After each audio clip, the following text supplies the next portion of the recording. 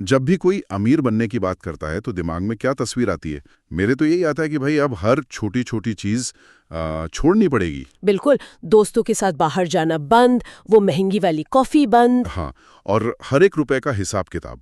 मतलब एक तरह से अपनी आज की खुशियों को भविष्य के लिए कुर्बान करना। सही कहा, यही आम सोच है।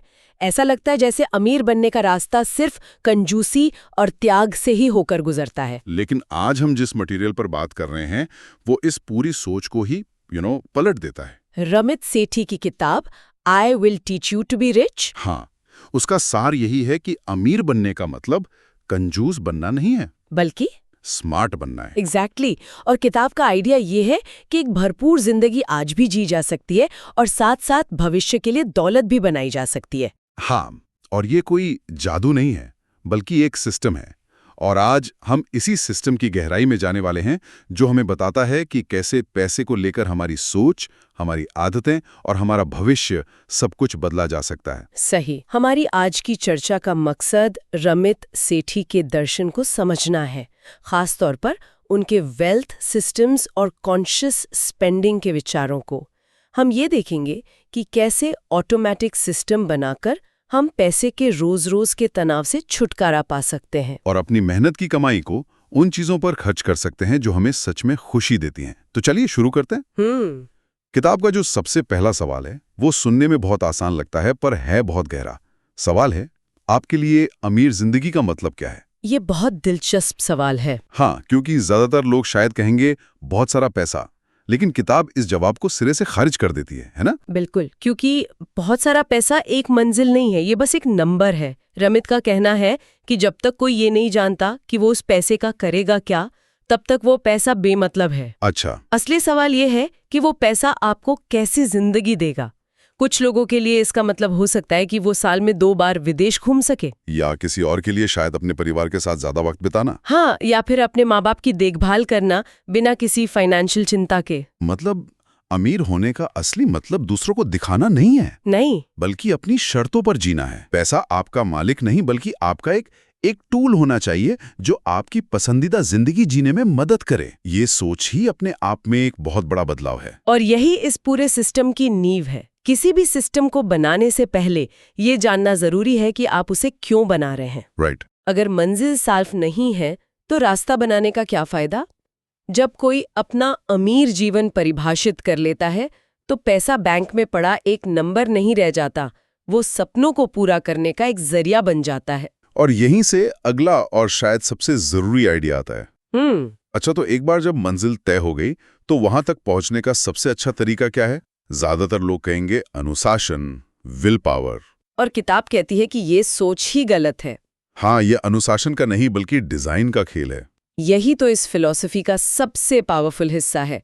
हम सब जानते हैं कि विल पावर या इच्छा शक्ति भरोसेमंद नहीं होती। बिल्कुल नहीं। एक दिन हम बहुत मोटिवेटेड होते हैं और अगले ही दिन सोफे से उठने का मन नहीं करता। अगर कोई अपनी वित्तीय सफलता को अपनी इच्छा शक्ति पर छोड़ दे तो ज्यादातर समय असफलता ही हाथ लगेगी। तो इसका हल क्या है? हल है सिस्टम। रमित कहते हैं सिस्टम बनाओ जो तुम्हारे लिए काम करे। हाँ, उनका मंत्र है, इसे एक बार सेट करो और फिर भूल जाओ। मतलब अपने पैसों को एक ऐसे ऑटोमेटिक सिस्टम में डाल दो जहां सही फैसले अपने आप होते रहे, बिना आपके रोज रोज सोचे। और ये मनोवैज्ञानिक रूप से बहुत असरदार है। ये डिसीजन फटीग या फैसले लेने की थकान को दूर करता है। अच्छा, ये क्या होता है? हर महीने ये सोचना कि कितना बचाऊं, कहाँ लगाऊं, ये बिल भरा या नहीं, ये सब बहुत तनाव देता है। लेकिन जब एक ऑटोमेटिक सिस्टम बन जाता है तो ये सारे फैसले पहले से ही हो चुके होते हैं। मतलब अच्छी आदतें आपकी डिफॉल्ट सेटिंग बन जाती हैं। एग्जैक्टली, कोई रोज का संघर्ष नहीं। तो ये सिस्टम असल में दिखता कैसा है?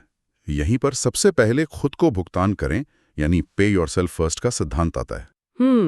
जैसी सैलरी अकाउंट में आती है, इससे पहले कि कोई बिल भरे या कुछ खर्च करे, उसका एक तय हिस्सा ऑटोमेटिक रूप से सेविंग्स और इन्वेस्टमेंट अकाउंट में चला जाना चाहिए। किताब में एक बहुत मजेदार लाइन है, जो पैसा आप देखते नहीं उसे आप याद भी नहीं करते। Out of site, out of mind. हाँ, जब पैसा आपके चेकिंग अकाउंट से हटकर कहीं और चला जाता है तो उसे खर्च करने की इच्छा भी कम हो जाती है। ये पारंपरिक मॉडल को पूरी तरह से उलट देता है। ज्यादातर लोग पहले खर्च करते हैं और जो बचता है उसे बचाने की कोशिश करते हैं। और अक्सर बचता कुछ भी नहीं है। सही बात। लेकिन ये मॉडल कहता है पहले बचाओ और इन्वेस्ट करो, फिर जो बचा है उसे खर्च करो। इससे वित्तीय लक्ष्यों की ओर बढ़ना तय हो जाता है, चाहे बाजार ऊपर जाए या नीचे। आपकी तरक्की की गारंटी होती है। ठीक है, तो पैसा अपने आप बचने लगा। अब अगला सवाल साफ है, इस पैसे का करना क्या है ताकि ये हमारे लिए काम करे। यहीं पर ज्यादातर लोग निवेश के नाम से ही घबरा जाते हैं। उन्हें लगता है कि इसके लिए तो स्टॉक मार्केट का एक्सपर्ट बनना पड़ेगा। हाँ, और यही सबसे बड़ा मिथक है जिसे किताब तोड़ती है। वे कहते हैं कि आपको बाजार का विशेषज्ञ बनने की जरूरत नहीं है, आपको बस कुछ सरल नियमों का पालन करना है। पहला, लंबी अवधि के लिए निवेश करें, मतलब महीनों नहीं बल्कि दशकों के लिए सोचें। ओके। दूसरा, व्यक्तिगत स्टॉक चुनने के बजाय कम लागत वाले इंडेक्स फंड में निवेश करें। इंडेक्स फंड मतलब ये वो फंड हैं जो पूरे बाजार की नकल करते हैं, जैसे निफ्टी 50 या सेंसेक्स। तो किसी एक कंपनी पर दाव नहीं लगाना पड़ता। आप पूरे बाजार पर दाव लगा रहे होते हैं। बिल्कुल, ये आपके जोखिम को बहुत कम कर देता है। और तीसरा और सबसे जरूरी नियम है, बाजार को टाइम करने की कोशिश न करें। मतलब ये अंदाजा लगाने की कोशिश ना करें कि बाजार कब ऊपर जाएगा या कब नीचे। बस नियमित रूप से निवेश करते रहें।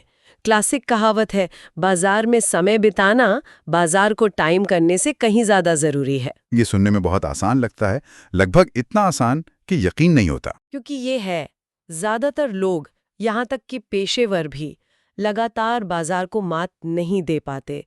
ये तरीका कंपाउंडिंग की शक्ति का फायदा उठाता है, जो समय के साथ पैसे को तेजी से बढ़ाता है। ये धन निर्माण को डरावना नहीं बल्कि सबके लिए सुलभ बनाता है।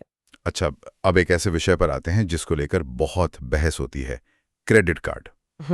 ज्यादातर फाइनेंशियल गुरु कहते हैं कि क्रेडिट कार्ड से बचकर रहो, ये शैतान है। लेकिन रमित का नजरिया यहाँ भी अलग है। हाँ, उनका कहना है क्रेडिट कार्ड बुरे नहीं है, उनका गलत इस्तेमाल बुरा है। अगर आप उन्हें सही तरीके से इस्तेमाल करते हैं तो वे एक बहुत शक्तिशाली उपकरण हो सकते हैं। और नियम क्या है? नियम बहुत सरल है। हर महीने अपना पूरा बिल चुकाए, कभी भी बैलेंस को अगले महीने पर न छोड़ें, ताकि आपको कभी ब्याज न देना पड़े। और अगर ऐसा करते हैं तो फायदा क्या है? कई फायदे हैं। आपको रिवॉर्ड पॉइंट्स मिलते हैं, कैशबैक मिलता है, यात्रा छूट मिलती है। लेकिन सबसे बड़ा फायदा है एक मजबूत क्रेडिट स्कोर बनाना। एक अच्छा क्रेडिट स्कोर सिर्फ कर्ज लेने के लिए नहीं होता, ये आपकी वित्तीय विश्वसनीयता का प्रतीक है। ये भविष्य में आपके लिए दरवाजे खोलता है, चाहे घर के लिए लोन लेना हो, गाड़ी खरीदनी हो या अपना कोई बिजनेस शुरू करना हो। तो ये एक तरह से आपके वित्तीय रिपोर्ट कार्ड जैसा है। किताब में एक बहुत अच्छी लाइन थी, अच्छा क्रेडिट आपको विकल्प देता है और बुरा क्रेडिट आपके भविष्य को सीमित करता है। बिल्कुल, ये आपको नियंत्रण देता है। तो अब तक हमने पैसे बचाने, निवेश करने और स्मार्ट बैंकिंग की बात की।